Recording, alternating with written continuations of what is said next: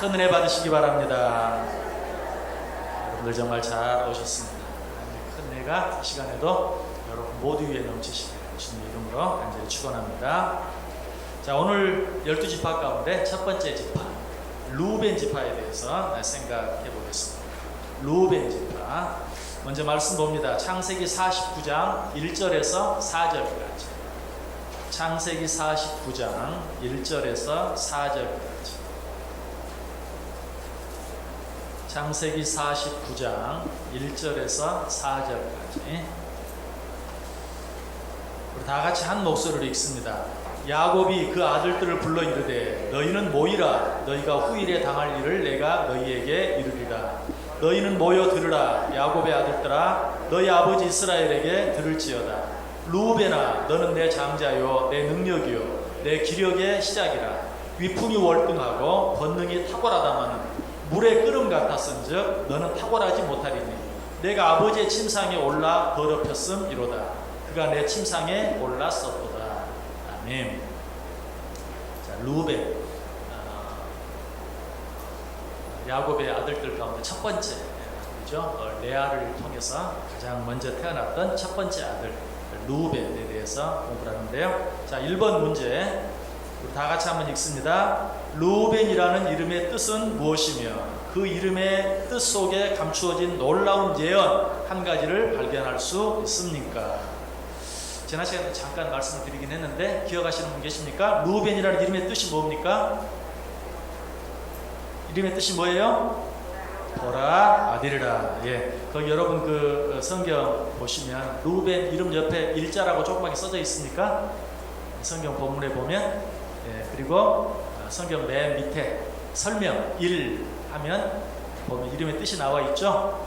여러분 가끔 성경을 보다가 어떤 단어나 사람 이름이나 지명이나 이런 것들 옆에 숫자가 이렇게 붙어 있는 경우가 있어요. 그러면 그 숫자가 붙어 있는 그 성경 아래쪽에 보면 설명이 되어 있습니다. 그래서 우리가 이해하기 어려운 것이나 알아야 되는 내용들은 그렇게 1, 2, 3, 4 번호를 붙여서 그 아래쪽에 설명을 하고 있는데, 루벤이라는 이름도 이름 옆에 루벤 1이라고 아랍의 숫자가 써져 있고 그 밑에 각주처럼 루벤이라는 이름의 뜻, 보라 아들이다라는 그런 이름의 뜻을 설명해 주고 있는 것을 보게 되죠. 자, 먼저 그 말씀 보겠습니다. 창세기 29장 31절과 32절. 창세기 29장 31절과 32절. 자, 우리 같이 한 목소리로 읽어봅니다. 여호와께서 레아가 사랑받지 못함을 보시고 그의 태를 여셨으나 라헬은 자녀가 없었더라. 레아가 임신하여 아들을 낳고 그 이름을 루벤이라 하여 이르되 여호와께서 나의 괴로움을 돌보셨으니 이제는 내 남편이 나를 사랑하리로다 하였더라. 자, 루벤이라는 이름의 뜻은 보라 아들이라라는 그런 뜻이라고 했는데요. 이 보라 아들이라 라는 이 루벤의 이름의 뜻을 통해서 우리가 알 수 있는 한 가지 중요한 예언이 있어요.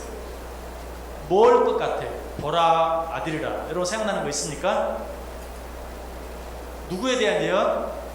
이 땅에 누가 오실 것에 대한, 메시아 예수 그리스도께서 오실 것에 대한 예언이 보라 아들이라 라는 그 이름의 의미 속에 포함이 되어 있어요.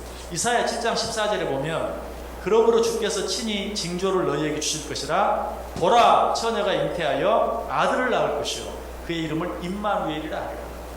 그리고 마태복음 1장 23절에도 보라 처녀가 잉태하여 아들을 낳을 것이요 그의 이름은 임마누엘이라 하리라 하셨으니 이를 번역한즉 하나님이 우리와 함께 계시다 하니라. 그래서 이 보라 아들이라 라는 루벤이라 하리라 하는 그 이름 속에 이미 메시아 예수 그리스도께서 이 땅에 오실 것에 대한 예언이 그 속에 들어있는 것을 보입니다. 성경은 전체가 예언과 성취로 되어 있습니다. 그래서 모든 말씀 속에 예언의 의미가 있고 또 그 예언이 성취되어져요. 그래서 성경을 공부하는 가장 좋은 방법이 있다면 예언과 성취의 관계 속에서 이 예언이 어떻게 성취되었는지를 생각해보고 그로 말미암아서 성경 전체의 말씀이 우리의 삶 속에 또 어떻게 성취될 것인지에 대해서 생각하는 거예요. 이것이 성경을 공부하는 가장 좋은 그런 방법이다라고 말씀드릴 수 있는데요. 이 르우벤이라는 이름 속에도 벌써 메시아 예수 그리스도께서 이 땅에 오실 것에 대한 예언이 들어있다는 사실을 우리에게 가르쳐 주고 있습니다. 특별히 그 창세기 29장 레아가 르우벤을 낳는 과정 속에 창세기 29장 32절에 레아가 임신하여 아들을 낳고 그 이름을 르우벤이라 하여 이르되 여호와께서 나의 괴로움을 돌보셨으니 이제는 내 남편이 나를 사랑하리로다 하였더라 라는 이 말씀은 좀 더 구체적으로 이 땅에 메시아가 오심으로 말미암아 어떻게 되어질 것인가. 마태복음 1장 21절 아까 읽었던 말씀 다시 보면 아들을 낳으리니 이름을 예수라 하라. 이는 그가 자기 백성을 그들의 죄에서 구원할 자이심이라. 아들을 낳으리니 이름을 예수라 하라. 이는 그가 자기 백성을 죄에서 구원할 자이심이라. 레아가 르우벤을 낳고 이제 내 남편이 나를 사랑할 것이다 라는 그 말을 통해서 이 땅에 예수 그리스도가 메시아가 오므로 말미암아서 죄악 가운데 있었던 당신의 자녀들 백성들이 하나님의 사랑으로 돌아오게 되는, 하나님의 사랑이 회복되어지는 그러한 것들을 예언해주고 있는 것을 보게 됩니다. 어쨌든 그런 자세한 내용들보다도 르우벤이라는 이름의 뜻, 그 이름의 뜻 속에 메시아 예수 그리스도의 오실 것에 대한 그러한 예언이 숨겨져 있다는 사실 아시면 되겠습니다. 자, 2번 문제 보겠습니다. 2번. 자, 문제 같이 읽습니다. 야곱이 죽기 전에 한 일은 무엇이었으며 이러한 야곱의 모습을 통해 얻을 수 있는 교훈은 무엇입니까? 자, 창세기 49장 오늘 본문 1절 2절이죠. 1절 2절. 자, 먼저 읽습니다. 1절 2절 시작. 야곱이 그 아들들을 불러 이르되 너희는 모이라. 너희가 후일에 당할 일을 내가 너희에게 이르리라. 너희는 모여 들으라. 야곱의 아들들아 너희 아버지 이스라엘에게 들을지어다. 아멘. 그리고 28절로 가세요. 창세기 49장 28절. 자, 같이 읽습니다. 이들은 이스라엘의 12지파라. 이와 같이 그들의 아버지가 그들에게 말하고 그들에게 축복하였으니 곧 그들 각 사람의 분량대로 축복하였더라. 아멘. 창세기 49장 1절부터 28절까지 12지파 12아들들에 대한 축복이 계속해서 나와요. 그래서 자, 이 내용을 통해서 알 수 있는 것은 무엇입니까? 야곱이 죽기 전에 한 일은 무엇이었어요? 무엇이었습니까? 야곱이 죽기 전에 한 일, 창세기 49장에 어떤 내용이 나와 있다고요? 야곱이 그의 12아들들을 뭐하는? 축복하는 내용이 나와 있습니다. 야곱이 죽기 전에 자기 12아들들을 다 모아놓고 한 사람 한 사람 이름을 부르면서 그 12아들들을 축복하는 거예요. 야곱이 죽기 전에 그 12아들들을 축복하는 거예요. 이걸 다른 말로 하면 예언하는, 그들의 삶이 어떻게 될 것인지, 그들의 생애가 어떻게 될 것인지 예언해주는 그러한 내용이 거기에 나와 있습니다. 특별히 이 장 앞으로 가서 창세기 48장에 보면 야곱이 아들들뿐만 아니라 8절 9절 48장 8절 9절을 보면 손자들까지 축복합니다. 요셉의 두 아들 에브라임과 므낫세. 제가 자꾸 에브라임과 므낫세라고 말하는데 사실은 누가 형이죠? 므낫세가 형이 요셉의 두 아들들 가운데 므낫세가 형이고 에브라임이 동생입니다. 그런데 항상 이야기할 때 므낫세와 에브라임 이렇게 말하지 않아요. 에브라임과 므낫세. 여러분 그 이유를 아시죠? 야곱이 요셉의 두 아들을 축복하는데 손을 어금 맡겨서 축복합니다. 므낫세가 형이니까 요셉은 어때요? 형을 자기 아버지, 그러니까 할아버지 오른쪽 손 앞에, 그리고 둘째를 왼쪽 손 앞에 놓았는데 야곱은 어떻게 했어요? 손을 어근 맡겨서 축복합니다. 아들이 동생이 형보다 크게 될 것을 예언하는 그런 내용이 나와 있죠. 자, 어쨌든 야곱은 자기 아들들뿐만 아니라 손자까지도 일일이 죽기 전에 축복하는 그런 모습을 보게 됩니다. 자, 이 사실을 통해서 우리가 먼저 생각해야 될 것은 구약 시대, 족장 시대 뿐만 아니라 오늘날 가정의 가장들에게도 동일한 이러한 축복권이 있다는 사실을 여러분 기억해야 돼요. 그래서 늘 부모는 자녀들을 축복할 수 있어요. 날마다 기도를 통해서 그 자녀들을 축복할 수 있어야 됩니다. 부모들에게는 자녀들을 축복할 수 있는 그런 권세가 있습니다. 야곱의 아버지 이삭도 그렇게 했어요. 창세기 27장 1절 4절 보면 이삭이 에서와 야곱을 축복합니다. 사실은 에서를 축복하기 위해서 에서에게 너 내가 좋아하는 사냥을 좀 해와라. 내가 너를 축복하기를 원한다. 그런데 그 아내 리브가와 또 그 아들 야곱이 그 말을 듣고 형 에서의 축복을 가로채는 그런 내용이 나오죠. 이삭도 죽기 전에 어쨌든 자녀들을 축복하는 그런 모습을 보게 돼요. 자, 그런데 오늘 야곱이 이 루벤에게 한 그런 축복을 보면 그 축복이 축복처럼 보이는 것이 아니라 저주처럼 보이는 그런 내용을 보게 돼요. 자, 다시 한번 읽어보겠습니다.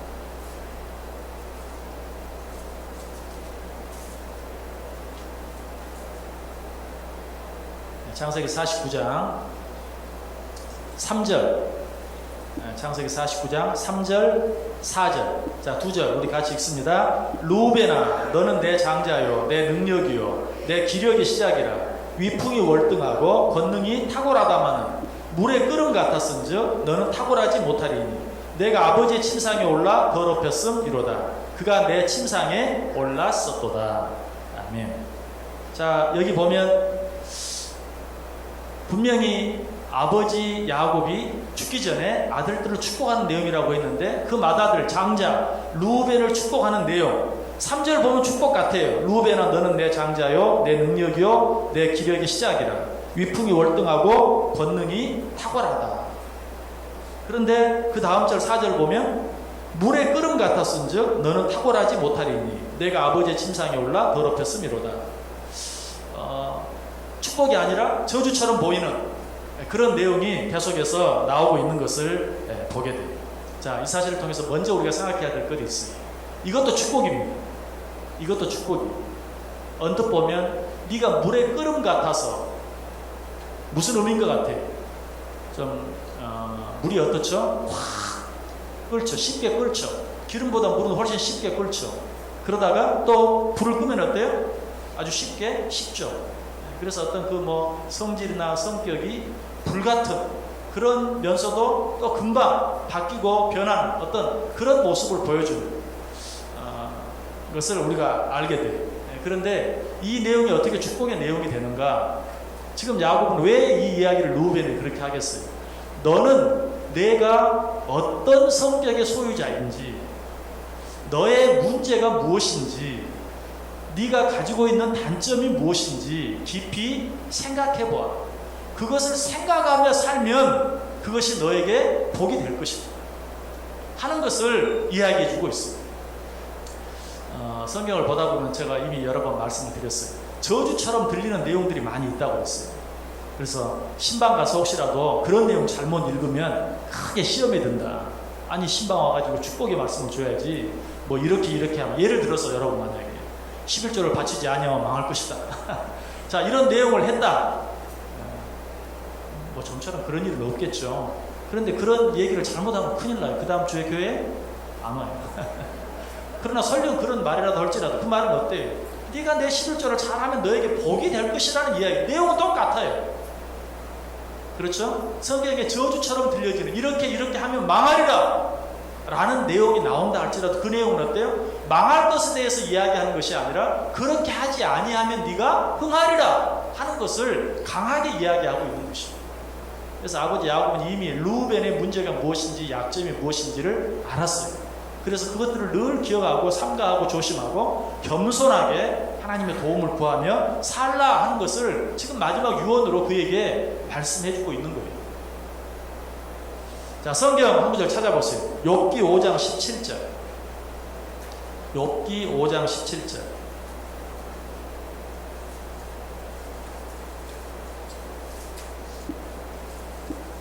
욥기 5장 17절.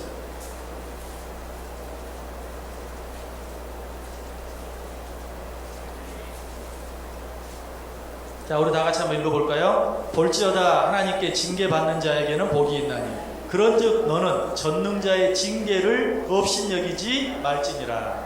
아멘.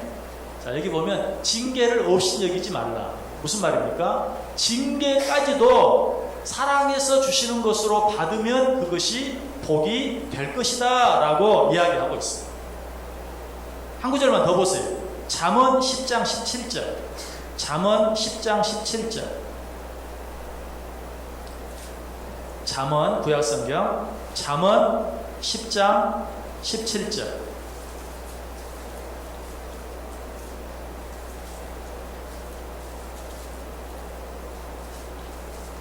잠언 10장 17절. 자, 한 목소리로 읽습니다. 훈계를 지키는 자는 생명길로 행하여도 징계를 버리는 자는 그릇 가느니라. 자, 훈계를 지키는 자. 자, 훈계를 합니다. 훈계를 듣기를 좋아하는 사람은 아무도 없죠. 훈계하지 마.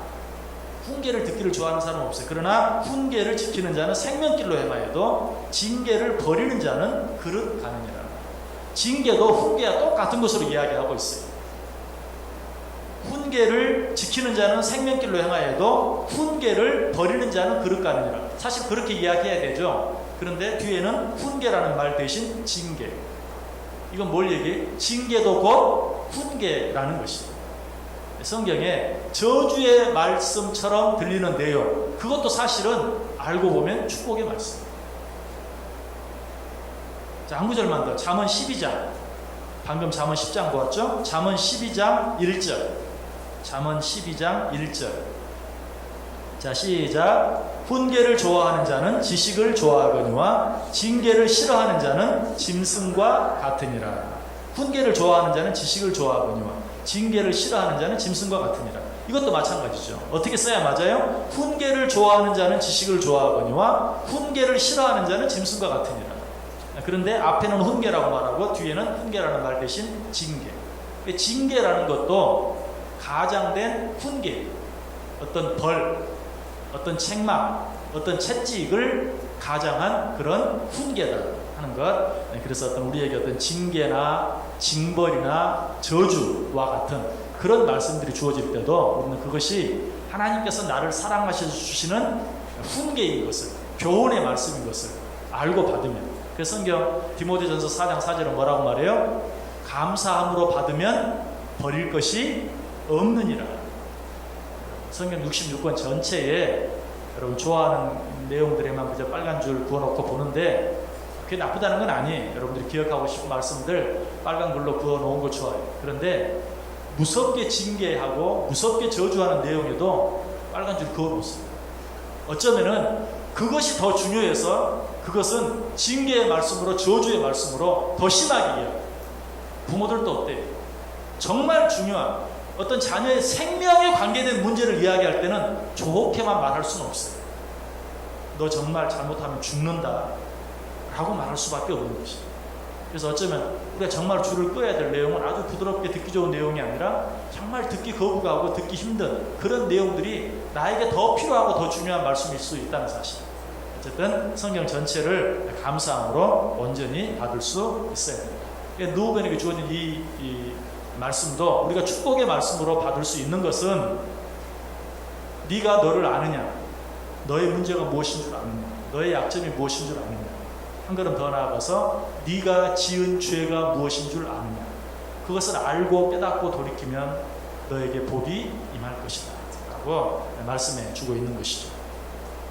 자, 3번 보겠습니다. 3번 문제 읽습니다. 시작. 야곱이 첫 아들 르우벤에게 한 축복은 무엇이었습니까? 자, 창세기 49장 3절 방금 읽었죠? 3절 다시 한번. 창세기 49장 3절 다시 읽습니다. 시작. 르우벤아, 너는 내 장자요, 내 능력이요, 내 기력의 시작이라. 위풍이 월등하고 권능이 탁월하다마는. 여기 있는 이 축복은 앞으로 주어질 축복 같아요? 아니면 이미 주어진 축복 같아요? 이미 주어진 축복이죠. 지금 르우벤에게는 이미 주어진 축복에 대해서 이야기하고 있어요. 너는 내 장자요, 내 능력이요, 내 기력의 시작이라. 위풍이 월등하고 권능이 탁월하다. 이것은 이미 르우벤에게, 야곱의 장자로 큰아들로 태어난 르우벤에게 이미 주어진 축복을 이야기하고 있습니다. 실제로 르우벤은 굉장히 멋진 사람이었어요. 굉장히 괜찮은 사람이었어요. 여러분 그 사실을 알 수 있는 대표적인 사건 어떤 사건인지 기억하십니까? 야곱의 10명의 형제들이 누구를? 요셉을 미워했죠. 요셉을 미워했죠. 그래서 요셉을 죽이기로 작정하고 물이 다 마른 빈 구덩이에 집어 던졌죠. 거기 그대로 놔두면 어때요? 요셉이 죽어야 살아요. 죽죠. 근데 요셉이 거기 죽지 않고 살아나죠. 어떻게 살아나게 됩니까? 어떻게 살아나게 돼요? 누가? 르우벤이. 르우벤이 어떻게 했어요?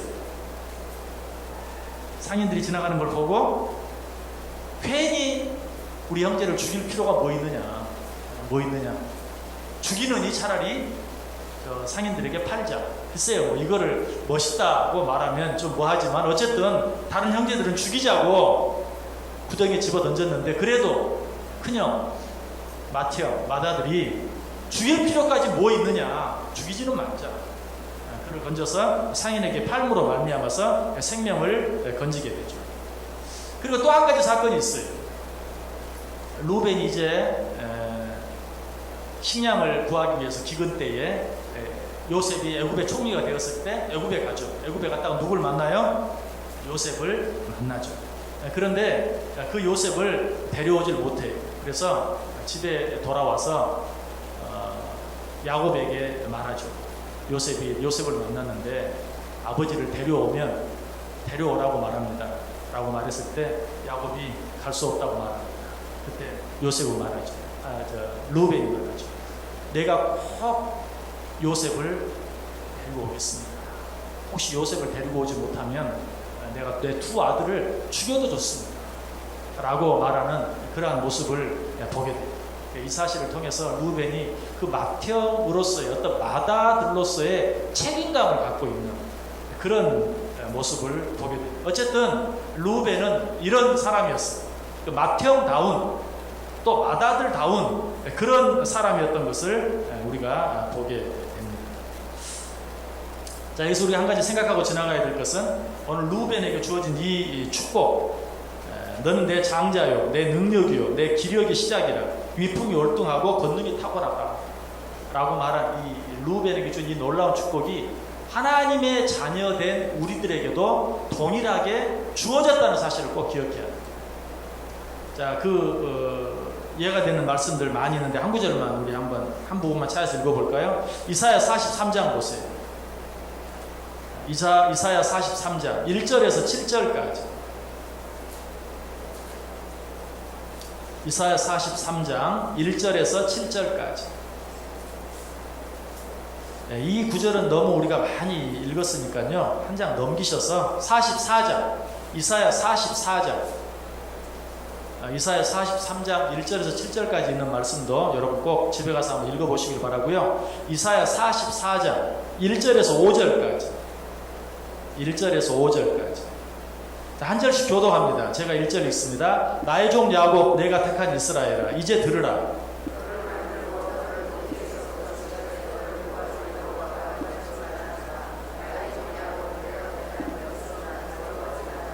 나는 목마른 자에게 물을 주며 마른 땅에 시내가 흐르게 하며 나의 영을 내 자손에게, 나의 복을 내 후손에게 부어주리니. 5절 같이 읽습니다. 한 사람은 이르기를 나는 여호와께 속하였다 할 것이며, 또 한 사람은 야곱의 이름으로 자기를 부를 것이며, 또 다른 사람은 자기가 여호와께 속하였음을 그의 손으로 기록하고 이스라엘의 이름으로 존귀히 여김을 받으리라. 아멘. 여기 보면 나의 종 야곱, 내가 택한 이스라엘아 라고 하면서 하나님께서 택하신 당신의 자녀들에게 어떤 축복을 주실 것인지, 아니 어떤 축복을 이미 주셨는지 우리에게 잘 이야기해주고 있어요. 자, 전체를 보아야 하지만 거기서 건너뛰어서 이사야 44장 21절, 22절, 23절 같이 읽습니다. 21절, 22절, 23절 한 목소리로 시작. 야곱아, 이스라엘아, 이 일을 기억하라. 너는 내 종이니라. 내가 너를 지었으니 너는 내 종이니라. 이스라엘아, 너는 나에게 잊혀지지 아니하리라. 내가 내 허물을 빽빽한 구름같이 내 죄를 안개같이 없이 하였으니 너는 내게로 돌아오라. 내가 너를 구속하였음이니라. 여호와께서 이 일을 행하셨으니 하늘아 노래할지어다. 땅의 깊은 곳들아 높이 부를지어다. 산들아 숲과 그 가운데의 모든 나무들아 소리내어 노래할지어다. 여호와께서 야곱을 구속하셨으니 이스라엘 중에 자기의 영광을 나타내실 것임이로다.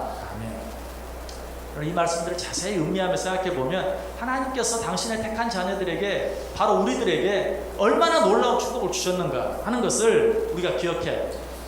이제 우리가 생각해 보겠지만 르우벤도 하나님께서 자기 아버지가 자기에게 어떤 축복을 허락했는가 하는 것을 잊지 않고 살았더라면 정말 그 모든 축복을 누리며 사는 자가 되었을 거예요. 그런데 그가 그 사실을 잊어버렸어요. 자기 아버지가 자기를 얼마나 사랑했고 얼마나 놀랍게 축복했는가 하는 것을 잊어버렸어요.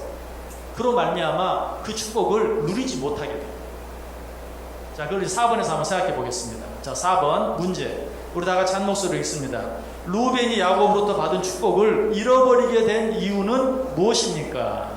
창세기 49장 4절 같이 읽습니다. 물의 끓음 같았은즉 너는 탁월하지 못하리니 내가 아버지의 침상에 올라 더럽혔음이로다. 그가 내 침상에 올랐었도다. 자, 어떤 내용인 것 같아요? 르우벤이 아버지 야곱으로부터 그처럼 놀라운 축복을 받고도 그 축복을 누리지 못하고 잃어버리게 된 이유, 그것이 뭐라고 이야기하고 있어요? 누구의 침상을 더럽혔다고요? 아버지의 침상을 더럽혔다. 그 말이 무슨 말이죠? 아버지의 아내를 범하였다라는 그런 의미. 지금 르우벤은 누구에게서 태어났습니까? 야곱의 첫 번째 아내인 레아에게서 태어났어요. 그런데 레아가 아들 넷을 낳고 그 다음에 이제 실바를 또 자기 남편 야곱에게 주어서 아들 둘을 더 낳죠. 그리고 나니까 아들을 낳지 못하는 라헬이 자기의 여종 빌하를 또 야곱에게 주어서 아들 둘을 낳게 하죠. 이렇게 해서 빌하가 세 번째로 야곱의 첩이 되죠. 그런 바로 그 야곱의 첩이었던, 아버지 야곱의 첩이었던 빌하를 르우벤이 범하게 됩니다. 그 내용이 창세기 35장 22절에 나와요. 창세기 35장 22절 제가 읽어볼게요. 이스라엘이 그 땅에 거주할 때에 르우벤이 가서 그 아버지의 첩 빌하와 동침하며 이스라엘이 이를 들었더라. 야곱의 아들은 12이다. 여기서 아버지의 첩 빌하와 누가? 르우벤이 동침합니다. 그로 말미암아서 아버지가 그에게 준 놀라운 축복들을 잃어버리게 되는 모습을 보여요. 그래서 이것을 어떤 죄라고 그 죄목을 정확히 이야기하기 전에 넓게 르우벤이 자기에게 주어진 축복을 잃어버리게 된 이유가 무엇인가? 죄 때문이다. 여러분, 이미 말씀드린 것처럼 하나님께서 우리를 택하실 때 놀라운 축복들을 주셨어요. 여러분, 그 축복들이 뭔지 한번 확인해 보기를 원하면 아까 다 읽지 않았지만 이사야 41장, 이사야 43장, 이사야 44장, 여러분 이 내용들을 자세히 한번 읽어보세요. 하나님이 당신의 택한 자들에게 얼마나 놀라운 축복을 주셨는가. 이사야 41장, 43장, 44장. 그런데 우리가 왜 그 축복들을 누리며 살지 못하는가? 뭐 때문에? 죄 때문에. 우리가 이 사실은 에덴 동산에서부터 이미 잘 알죠. 하나님께서 에덴 동산을 창설하시고 얼마나 놀라운 축복들을 주셨습니까? 그러나 아담과 하와가 그 축복을 잃어버리고 누리지 못한 이유는 뭐 때문이었어요? 죄 때문이었다. 르우벤도 마찬가지. 여러분, 하나님의 자녀들 가운데 하나님이 축복하지 않은 자녀는 한 사람도 없어요. 여러분 가운데 하나님의 축복을 받지 못한 자들은 한 사람도 없어요. 하나님의 택함을 받았다는 것 자체가 놀라운 축복이에요. 너는 내 장자라, 내 기력의 시장이라, 육품이 담당하다 하는 이런 모든 내용들이 다 하나님의 택함 받은 우리들에게 주어진 축복이에요. 그런데 그 놀라운 축복을 우리가 누리지 못하는, 잃어버리고 사는 이유가 무엇인가? 죄 때문입니다. 자, 그 놀라운 축복을 회복할 수 있는 방법은 뭐예요? 그 죄를 회개하고 죄로부터 돌이키면 되는 것이에요. 어떻게 해서 잃어버렸는가를 알면 어떻게 해야 다시 찾을 수 있는지도 알게 돼요. 르우벤이 죄로 말미암아 그 놀라운 축복들을 잃어버렸다. 누리지 못했다. 그리고 아버지가 자기에게 준 경고의 말씀을 어쩌면 성경에 그 표현이 정확히 나오진 않아요. 근데 아까도 읽었던 것처럼 비록 징계의 말처럼 들린다 할지라도, 책망의 말처럼 들린다 할지라도 나를 위해서 나를 사랑해 주시는 축복의 말씀이라는 사실을 알고 받아들여야 되는데, 어쩌면 아버지 야곱이 루벤에게 너는 물이 끓는 것과 같이 참 성격도 급하고 자주 바뀌기도 하고 변덕스럽고, 이 말을 듣고 어쩌면은 실망했을지도 몰라요. 아니면 화가 났을지도 몰라요. 그래서 지금 아버지 야곱이 왜 나에게 그런 이야기를 하는지를 듣고 생각했더라면 루벤은 정말 믿음의 장자다운 그런 큰 일을 이루었을지도 모르는데, 야곱이 자기에게 주는 너는 물이 끓는 것 같다, 너는 앞으로 탁월하지 못할 것이다 라고 주는 이 징계의 말, 경고의 말씀을 자기를 위해 주는 말로 받지 못하고, 어쩌면 그저 우리가 정말 생각하는 것처럼 그저 징계, 저주의 말로 받아들임으로 말미암아서 아버지가 주기를 원했던 그런 놀라운 축복들을 받아들이지 못하는, 오히려 잃어버리는 그런 결과를 가져오게 되었다는 것입니다. 다시 한번 말씀드립니다. 하나님께서 우리에게 주신 모든 성경 66권에 나와 있는 모든 말씀들은 나를 사랑하셔서 나에게 필요해서 주시는 말씀입니다. 우리가 그런 지혜, 징계의 말씀들까지도 귀하게 받아들일 때 그 모든 말씀들이 나에게 축복이 되어진다. 그러나 루벤은 그렇게 하지 못했다. 자, 5번 보겠습니다. 5번 문제 같이 읽습니다. 후에 모세가 루벤 지파를 향해 한 축복은 어떤 것이었습니까? 자, 지난주에 제가 말씀드렸어요. 앞으로 12지파를 공부하는데 첫 번째, 이 12아들을 축복한 야곱, 아버지 야곱의 축복을 통해서 12지파를 어떻게 축복했는가 하는 것을 생각해 볼 것이고, 또 한 가지는 후에 이제 이스라엘 백성들이 출애굽하여 가나안 땅에 들어가게 될 때에 누구를 통해서? 모세를 통해서, 모세가 죽으면서, 창세기 49장에 나와 있는 축복은 야곱이 죽으면서 그 12아들에게 한 축복이에요. 그런데 이제 읽을 신명기 33장에 나와 있는 내용은 모세가 죽으면서 12지파를 향해서 한 축복이에요. 그래서 이 두 가지 축복을 생각함으로써 12지파에게 주어진 축복이 무엇이었는지, 예언이 무엇이었는지 생각해 보겠다라고 지난 시간에 말씀드렸죠. 자, 방금 이제 야곱이 그의 큰아들 루벤에게 한 축복을 생각해 보았어요. 이제는 후에 모세가 죽으면서 12지파 가운데 한 지파인 루벤 지파를 향해서 어떻게 축복했는지 생각해 보도록 하겠습니다. 자, 신명기 33장 1절과 6절. 자, 신명기 33장 1절과 6절. 먼저 1절 같이 읽습니다. 하나님의 사람 모세가 죽기 전에 이스라엘 자손을 위하여 축복함이 이러하니라. 자, 6절. 루벤은 죽지 아니하고 살기를 원하며 그 사람 수가 적지 아니하기를 원하나이다. 자, 모세가 루벤 지파를 향해서 한 축복도 아까 야곱이 루벤을 향해서 한 축복처럼 축복 같기도 하고 징계 같기도 하고 좀 그렇죠. 루벤은 죽지 아니하고 살기를 원하며 그 사람 수가 적지 아니하기를 원한다. 이건 역시 루벤이 죄 가운데 멸망하지 아니하고 죄를 깨닫고 회개함으로 말미암아서 잃어버린 축복을 회복하는 삶을 살기를 원한다 하는 그런 내용이 거기에 있어요. 그리고 그 사람 수가 적지 아니하기를 원한다. 루벤이 잘못하고 죄를 지었지만 그럼에도 불구하고 긍휼히 여기고 불쌍히 여겨서 그 죄 가운데서 벗어나서 축복의 자리에 이르기를 원하는, 또 한 번 기회를 주시는 그런 하나님의 사랑의 모습이 그 모세의 축복을 통해서 잘 나타나 있습니다. 이런 그 하나님의 사랑의 모습은 동생 아벨을 쳐 죽인 가인을 향한 그런 하나님의 모습 속에도 잘 나타나 있죠. 창세기 4장 15절에 보면 여호와께서 그에게 이르시되 그렇지 아니하다. 가인을 죽이는 자는 벌을 7배나 받으리라 하시고 가인에게 표를 주사 그를 만나는 모든 사람에게 죽임을 면하게 하시니라. 가인이 동생 아벨을 쳐 죽임으로 죽을 죄를 지었어요. 죽어 마땅한 죄를 지었어요. 그 죄로 말미암아 가인이 쫓겨남을 당합니다. 그러나 그 가운데도 어때요? 가인에게 특별한 표를 주어서 다른 사람들이 가인을 죽이지 못하도록 가인을 지켜주시는, 하나님의 징계 가운데도 긍휼히 여겨주시고 불쌍히 여겨주시는 그런 하나님의 사랑의 모습이 나타나겠죠. 오늘 루벤을 향해서도 동일하게 그렇게 하는 것입니다. 네가 죽지 않고 살기를 원한다. 네 죄로 말미암아 멸망받기를 원치 아니하고 죄를 회개함으로 오히려 네가 잘못하고 돌이킴으로 말미암아 너에게 내려질 벌이 너에게 축복이 되기를 원한다 라고 말씀하고 있는 것을 봅니다. 이것이 우리 모두를 향한 하나님의 사랑입니다. 아까도 말씀드렸어요. 하나님은 이미 우리를 축복하셨어요. 우리가 그걸 누리지 못한다면 우리의 죄 때문입니다. 그러나 하나님은 지금도 우리에게 말씀하세요. 네가 죽기를 원치 아니하고 살기를 원한다. 내 수가 적어지기를 원치 아니하고 많아지기를 원한다. 어떻게 그렇게 할 수 있다고요? 내 죄를 깨닫고 뉘우치고 회개함으로 말미암아서 그런 징계의 자리에서 벗어나 오히려 축복의 자리로 나아갈 수 있다.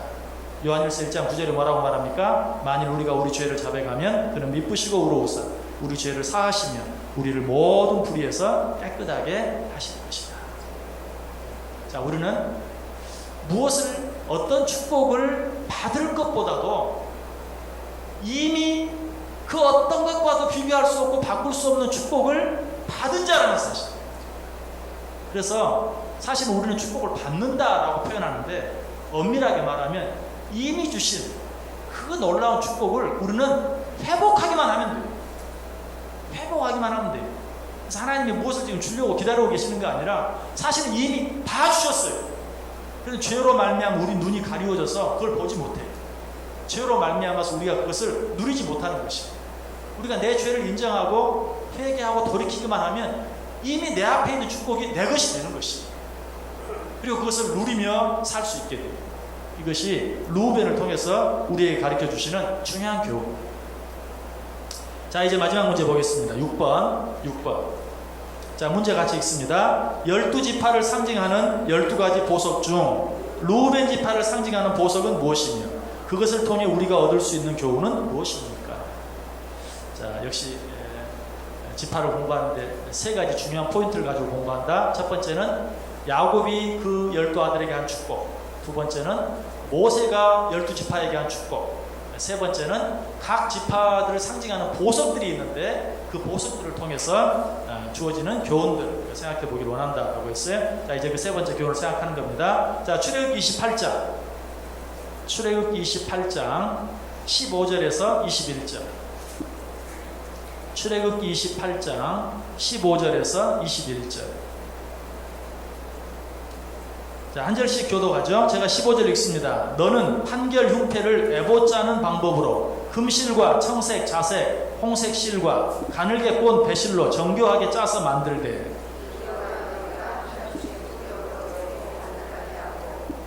그것에 네 줄로 보석을 물리되 첫 줄은 홍보석, 황옥, 녹주옥이요 셋째 줄은 호박, 백만호, 자수정이요 이 보석들은 이스라엘 아들들의 이름대로 12이라 보석마다 12지파에 한 이름씩 도장을 새기는 법으로 새기고. 네, 21절까지 다 읽었습니다. 자, 이것은 지금 뭐에 대한 말씀이죠?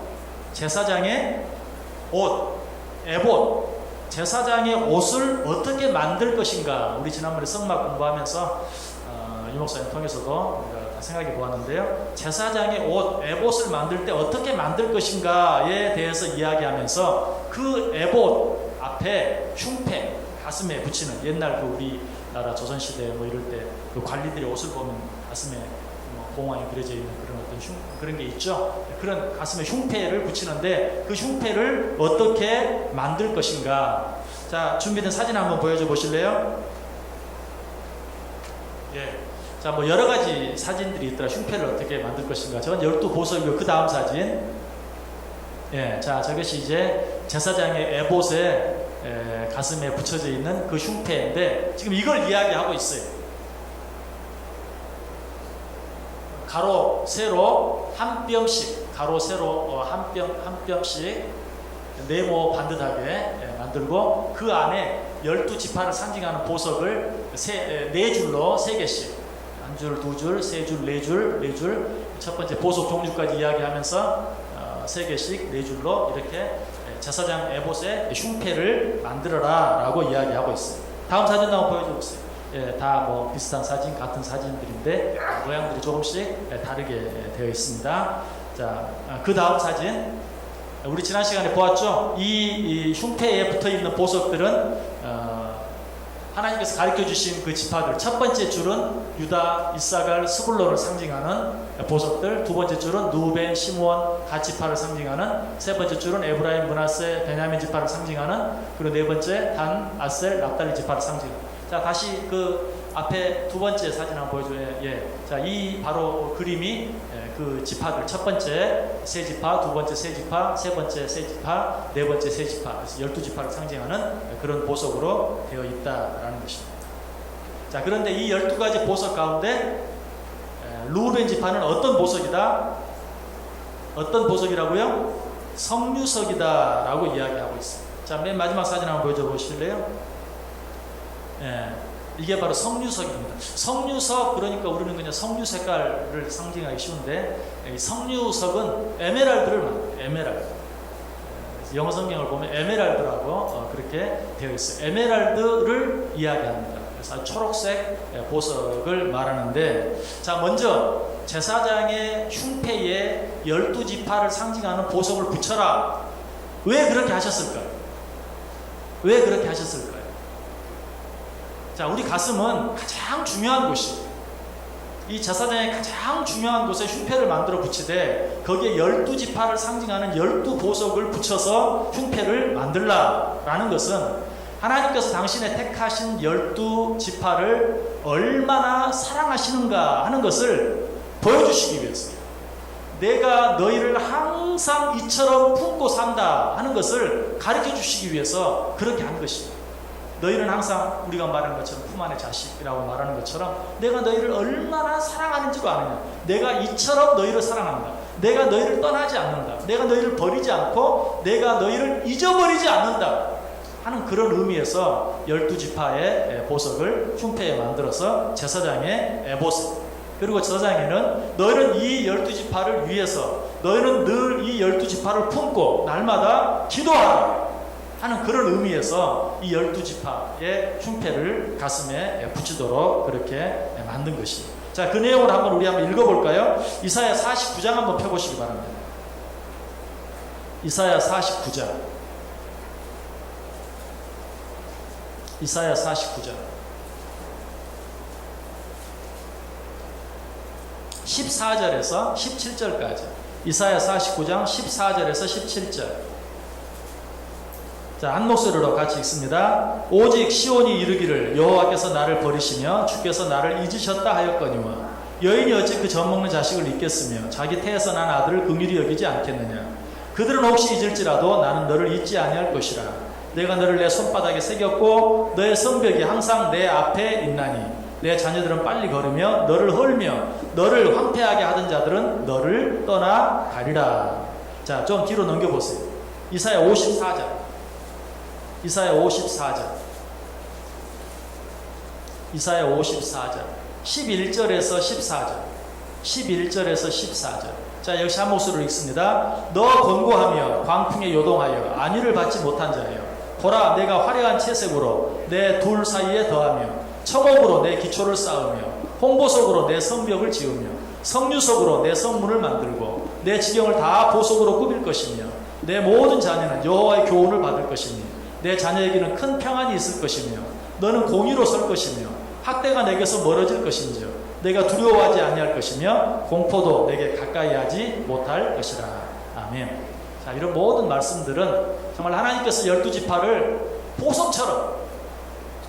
보석처럼 보배롭고 존귀하게 여긴다. 내가 너희를 잊어버리지 않는다. 떠나지 않는다. 너희를 버리지 않는다 하는 것을 우리에게 상징적으로 잘 가르쳐주고 있어요. 그래서 12지파를 보석으로 왠지 성경에 여러 가지 보석 이름들이 나오니까 좀 안 어울리는 것 같지 않아요? 네, 좀 사치스러워. 이 세상 사람들도 아주 사치스럽게 여기는 그런 보석들이 쭉 나열되어 있는 것을 보면서 좀 어울리지 않는 것 같은. 근데 왜 하나님께서 그렇게 하셨는가? 하나님께서 우리를 얼마나 보배롭고 존귀하게 여기시는가 하는 것을 보여주기 위해서. 이사야 43장 4절에 말하죠. 내가 내 눈에 보배롭고 존귀하며 내가 너를 사랑하였은즉 내가 내 대신 사람들을 내어주며 백성들이 내 생명을 대신하리라. 내가 너를 보배롭고 존귀하게 여겼다. 그것을 가장 진귀한 보석들로 설명하고 있습니다.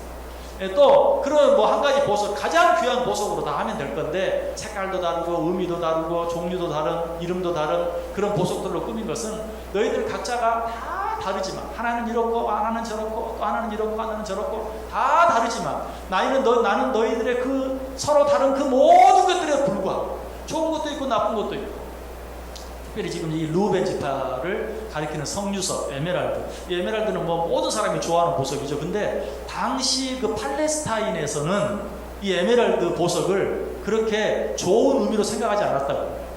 뭐 요즘은 에메랄드의 의미가 뭐 행복을 상징한다, 뭐 성실을 상징한다, 상당히 좋은 의미들이 있어요. 보석마다 의미하는 게 있잖아요. 근데 이 팔레스틴 지역에서의 에메랄드는 그 바다 색깔, 아주 진한 푸른색, 진한 녹색, 그런 바다의 파도 색깔을 가리키는 것으로서 아주 요동치고 변하기를 잘하고 하는 그런 의미. 그래서 이 보석을 가지고 있으면 재앙이 미친다 라는 그런 의미가 당시 있었다고.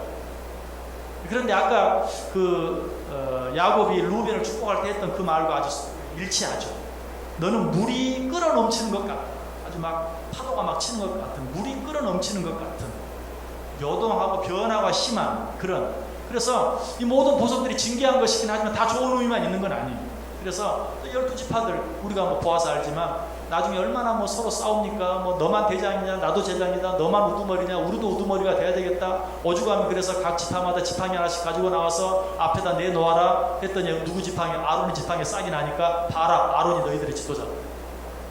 서로 자기들이 잘났다고 싸우잖아. 이처럼 뭐 이 보석, 여기 나오는 12보석들이 정말 이름도 다 외우기 힘들 정도로 여러 가지 종류의 보석들이 있는 것처럼 너희들의 모양이 천이면 천, 만이면 다 다르지만 그럼에도 불구하고 나는 너희를 사랑한다.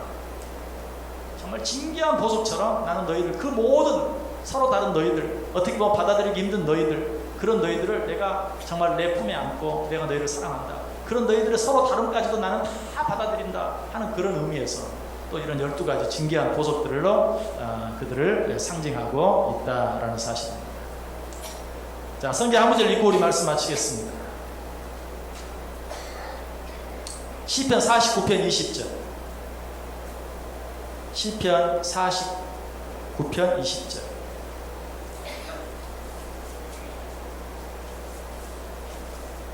시편 49편 20절.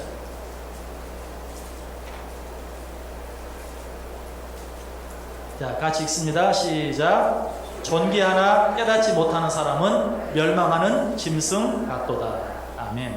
자, 하나님 우리를 얼마나 존귀하게 여겼다고요? 이 세상에서 가장 귀한 보석처럼 우리를 보배롭고 존귀하게 여겼어요. 그러나 이 사실을 깨닫지 못하는 사람은 멸망하는 짐승 같도다.